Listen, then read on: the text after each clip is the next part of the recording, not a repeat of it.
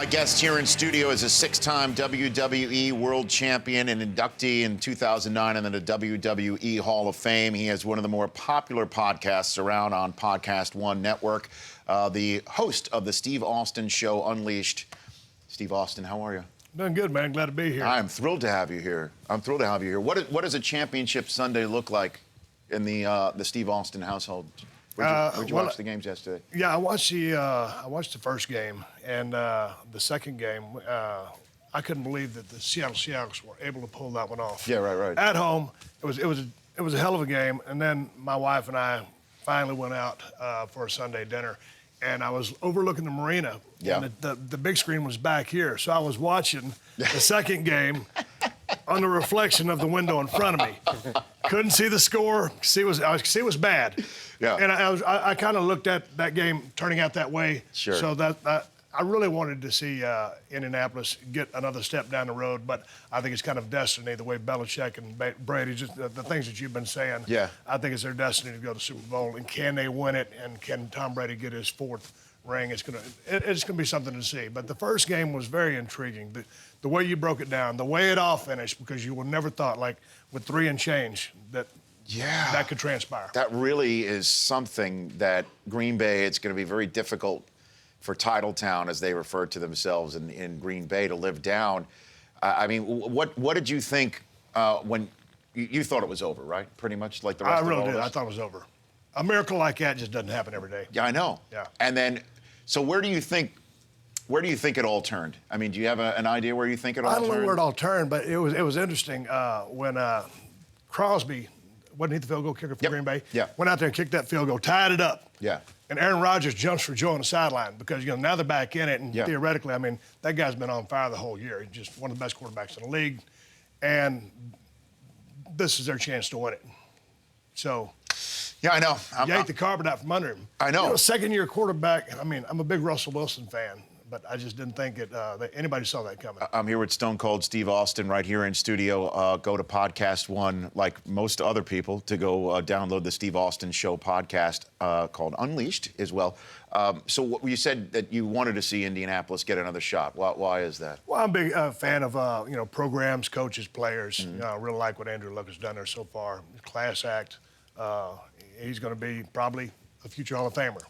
Put the cart in front of the horse here. No, I know, but you sort of see that he is Yeah. that kind of player. And the way everybody's doing kind of rallied around last season, Chuck Pagano and everything they have going on over there.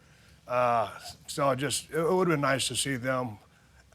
It's interesting because I was real happy with the Patriots winning, but I would have been just as happy to see the Colts win. I don't really have a favorite team. I just like to see the storylines break down, and then I'll change teams during the game. Now, in terms of that AFC Championship game, did your wife notice you sneaking a peek at the reflection in the window to try and catch the TV? Yeah, she was cool with it. My wife and I have been together for 11 years. Okay. She knows that when football season comes on, if it's Saturday, it's college football. If it's Sunday, it's pro football. And, yeah, she knows how big a fan I am. Do you have a team in college, Steve? Yeah, I really have been partial to Alabama Crimson Tide. I'm a big Nick Saban fan. And Okay. so I was real surprised, and because I'm an Urban Meyer fan as well. So this year with the college football playoffs, when 1 and 4 played, I was kind of in a quandary there because I really like both coaches, but I thought Alabama would win that game. But I think they went into that game thinking, since they were playing a number 4 team, they were supposed to win. It seemed like maybe that's the attitude that they came out with. But Urban Meyer, and they were really thinking next year was going to be the year for the national championship. They won it early.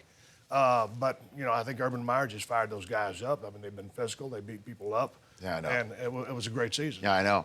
I'm here with Stone Cold Steve Austin here on the Rich Eisen Show. And, Deion Sanders was saying afterwards what he loves about Belichick, and it's the same thing about Urban Meyer. It's the same thing about Nick Saban, is that when they smell blood, they just go for it. And even though it is 38-7, Brady is in the game and he's winging it around. Do you agree with that philosophy, or are you the type of guy that thinks knees should be taken, foot taken off the gas pedal in terms of? Nah, I think keep the foot on the gas pedal, keep your rhythm, keep doing what you're doing, and no interruption.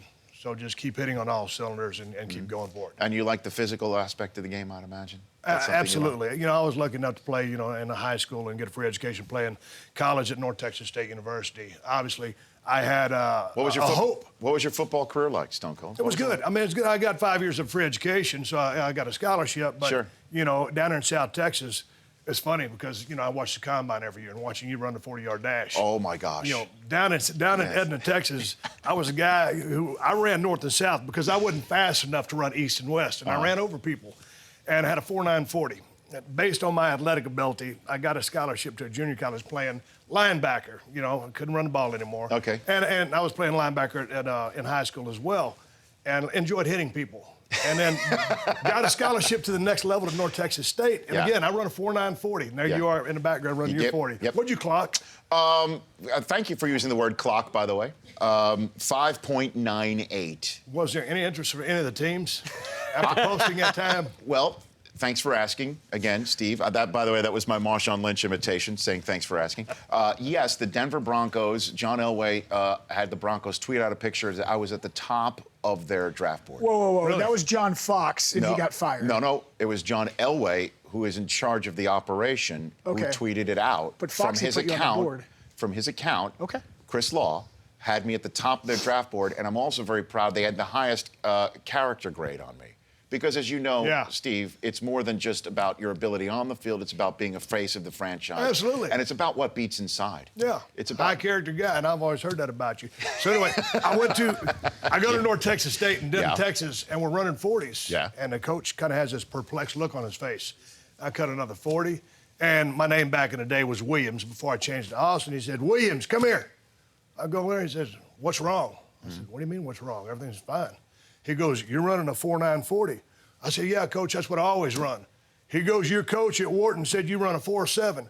He had padded my stats a little bit to get me to the next level. No. I said, "Hell, Coach, I ain't never run a 4.7 in my life." So they weren't too excited about that. But from me to that laptop on your computer, I was the fastest guy. I call that a bologna sandwich. Yeah. I'm the fastest guy on the team from here to there, but once you stretch it out to 40, not so much. Well, it's the quick twitch muscle, Steve. Yeah. Quick twitch. I got a lot of quick twitch, and then it just shuts down. Yeah. I can quick twitch 5 yards. I like that. By the way, that'd be a great thing to put into your scouting report, that Stone Cold Steve Austin can quick twitch 5 yards. I like it. That's it. That's fantastic. Red line. You want to read our poll question to Steve Austin? Chris Brockman? I do. This is like something that you've been waiting your whole life to do what you're about to do right now. 18-year-old me is just going These crazy. guys are right now. fanboying you in the worst way right now. We are. It's quite pathetic. No, it's great. What's the best wrestling finishing move? Now, we know you're going to say the stunner. That's your own, obviously. Can you pick someone else on the list? Tombstone, rock bottom, sharpshooter, chin music. I'm sure you've been a victim of all of those. Yeah, when I first went to WWE way back in the day, man, I was getting kicked in the mouth every single night or passing out in a sharpshooter. The Undertaker's finish is quite good, but I would have to go off that list, and I would have to go to the one and only Jake the Snake Roberts with the DDT. The DDT? The way he set it up with the short arm clothesline and then drove the guys heading to the mat. It was very effective. And, and these days, guys are kicking out of it every other match. But I'd have to go off the list and go DDT by Jake the Snake Roberts. And then after you've been pinned, he would let Adrian the Snake slither all over you. Yeah. And there's a lot of times the guys are back there poking and prodding on the snake to rile it up. So if the guys go get the snake dumped out on them, sometimes, the snake would go to the bathroom on them. And Yes. it was always Oh, a my shenanigan Lord. with Jake and that snake. I feel like Sweet Chin Music could have been the most dangerous, because if you miss, you can really take a shot on that one. Man, Sean was so precise with that. Yeah. And it was funny because, for a while there, I was getting beat with that maneuver every single night, and then things kind of turned, and I was winning with the Stone Cold Stunner. Well, the setup to the Stone Cold Stunner was the kick to the gut. Yeah. Well, at that time, Sean was kind of in pretty boy mode, and he had one of those belly button earrings, a hoop, and that was my target. And I don't know how many times I kicked that thing out of his navel, and I was kind of prided myself on my accuracy. Yes.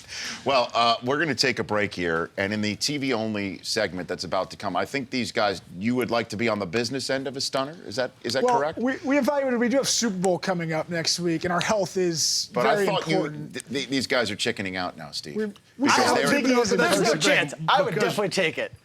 Yeah, but this is a wooden floor, and this is the worst place that you could do a Stone Cold Stunner. You got to be in a ring because you got to have a little bit of give. Got to have a little give. Yeah, or it jams okay. a vertebrae in my back. I'm more concerned about myself than you. You have no idea. I mean, we're texting each yeah, other that's true. through, just as friends always do throughout the entire championship Sunday. Right. And every now and then I'd get a text about how they wanted a stunner from Stone Cold Steve Austin during one of the TV-only segments on the show. And now you guys are sort of, you tapped out. You tapped the mat. Stone Cold You said tapped it's the a mat. health No, issue.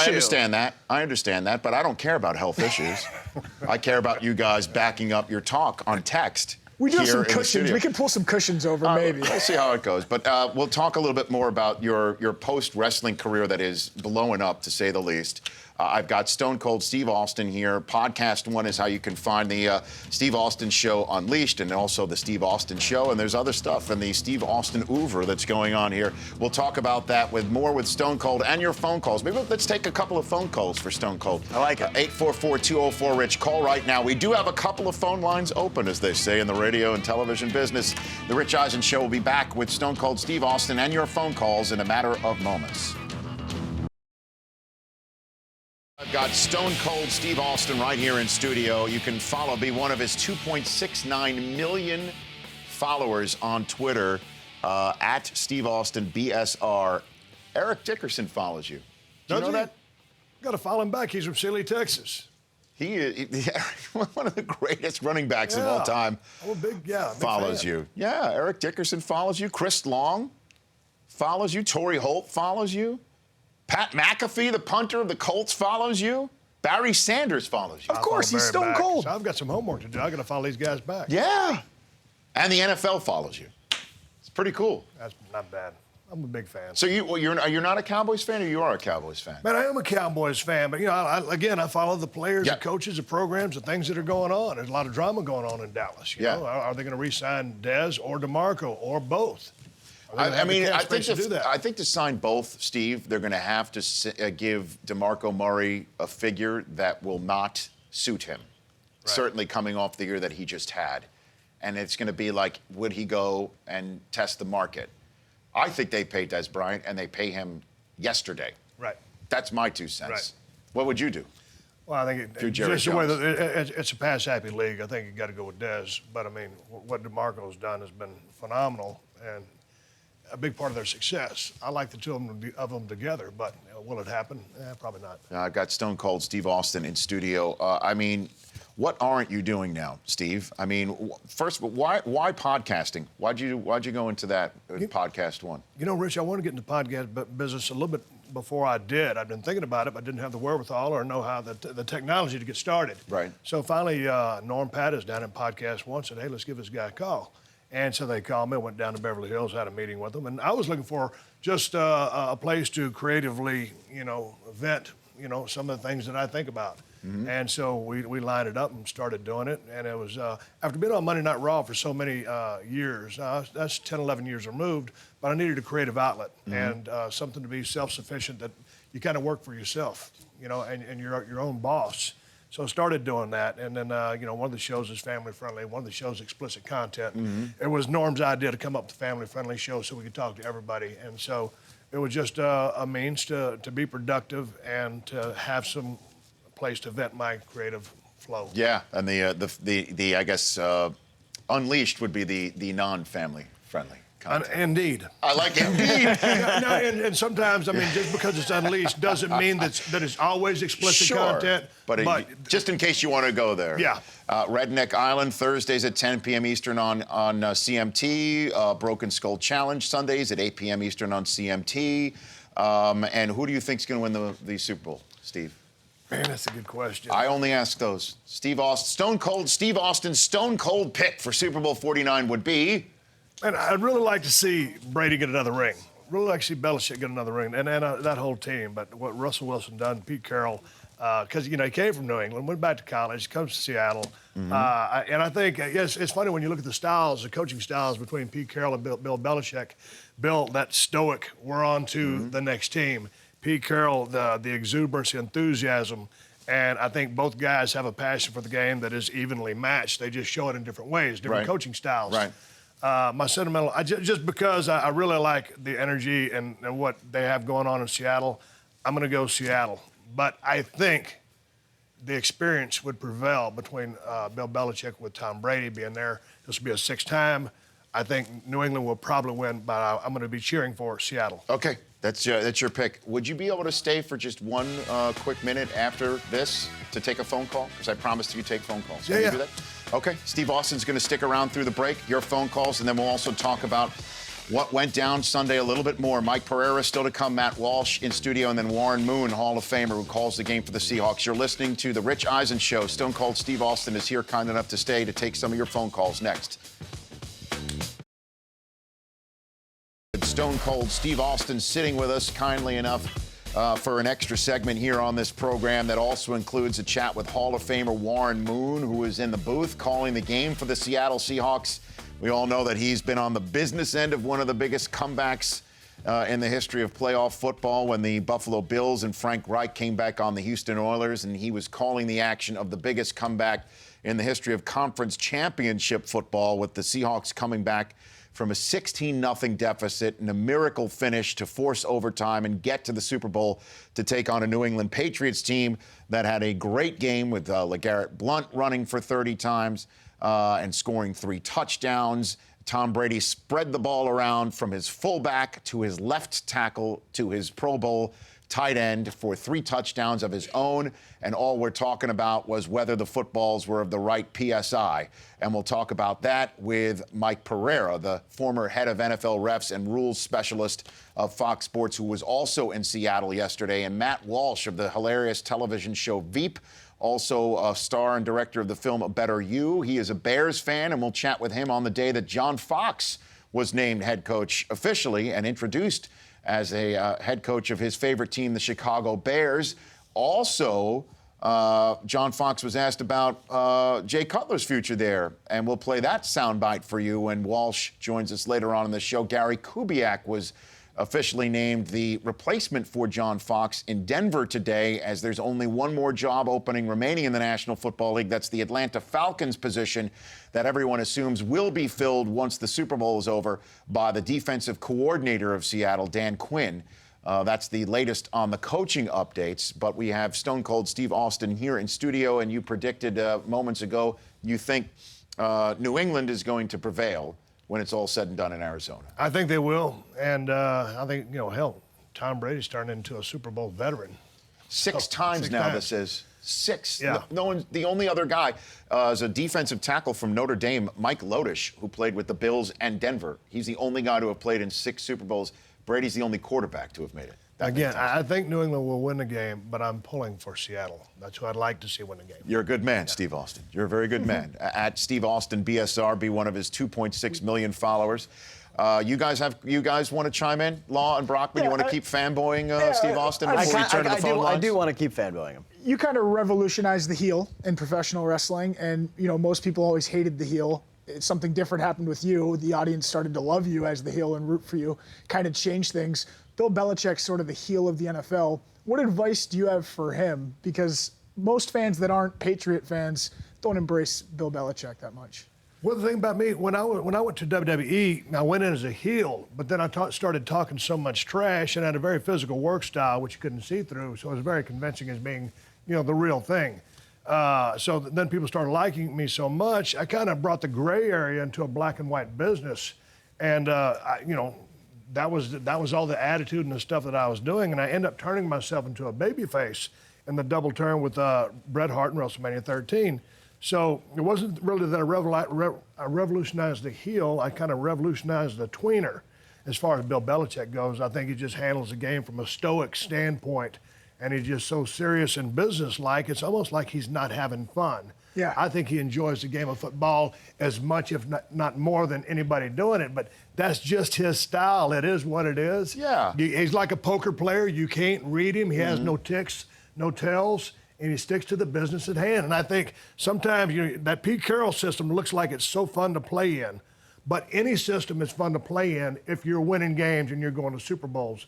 And obviously, with the Patriots record, since he's been there, those guys are having a lot of fun. He just goes about it in a different way. So sometimes, I kind of thought that same thing about Bill. Oh, he's always mad. He's kind of down. He's a gray cloud. But, when you get a chance to see him, he enjoys fishing. He's got a lot of hobbies. He enjoys the outdoors. He does. He's a businessman. He's a coach. And I really enjoy him. So I want to take some phone calls because I promised that some of my listeners and viewers of the Rich Eisen Show to get a shot at chatting it up with Stone Cold Steve Austin, and that's going to start. Well, you said you were an Alabama fan, right? Because you like Nick Saban.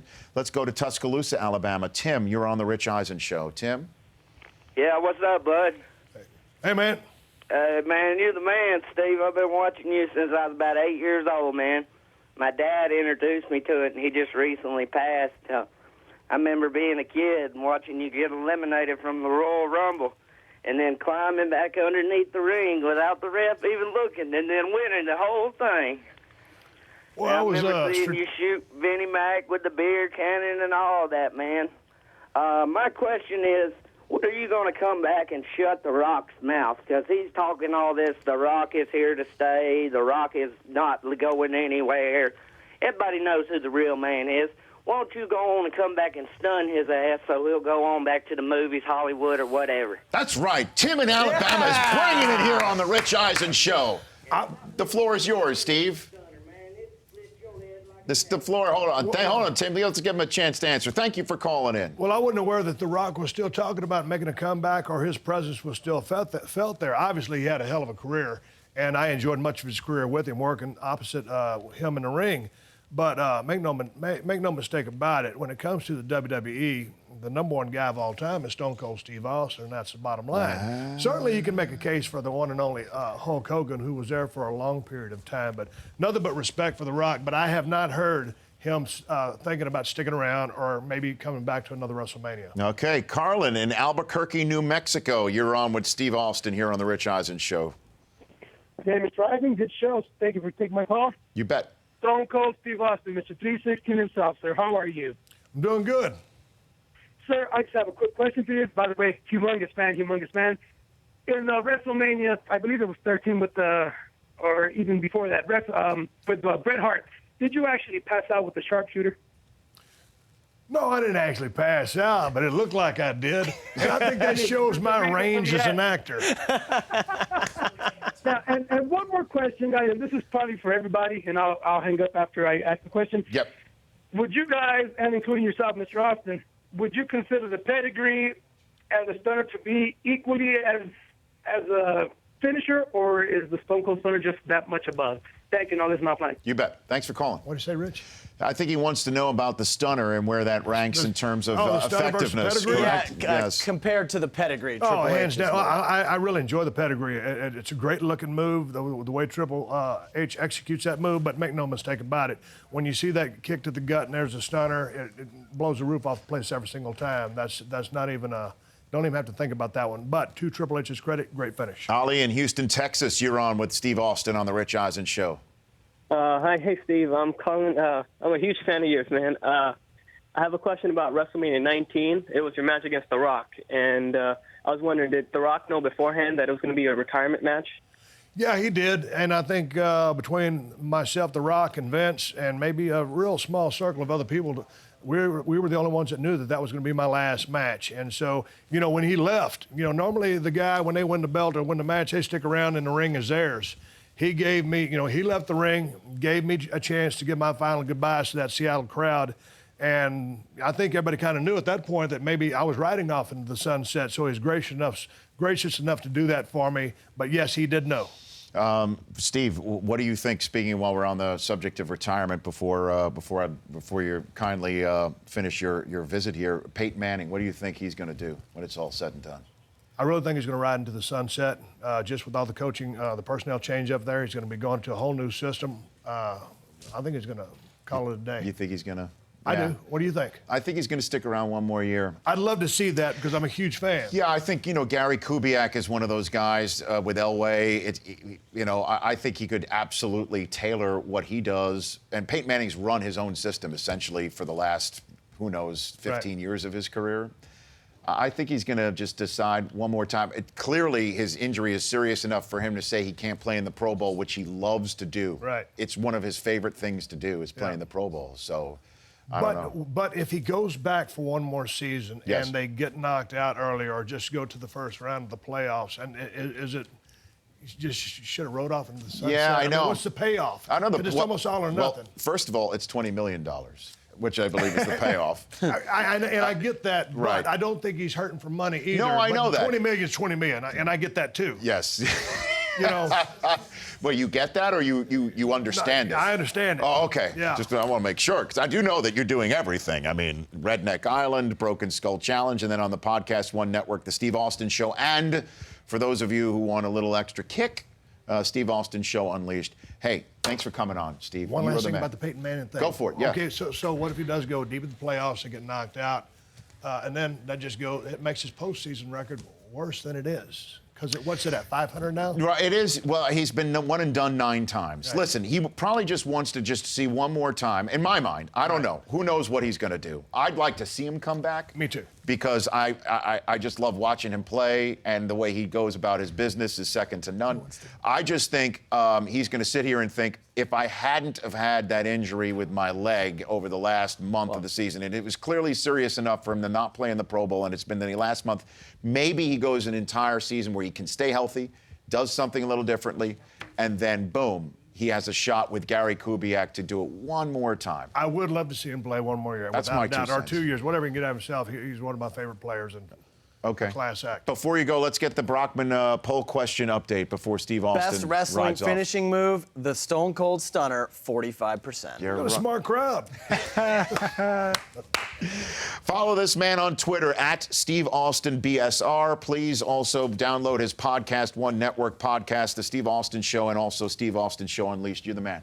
Please come back anytime. Anytime, Rich. We'd love to have you. The Rich Eisen Show, weekdays at noon Eastern.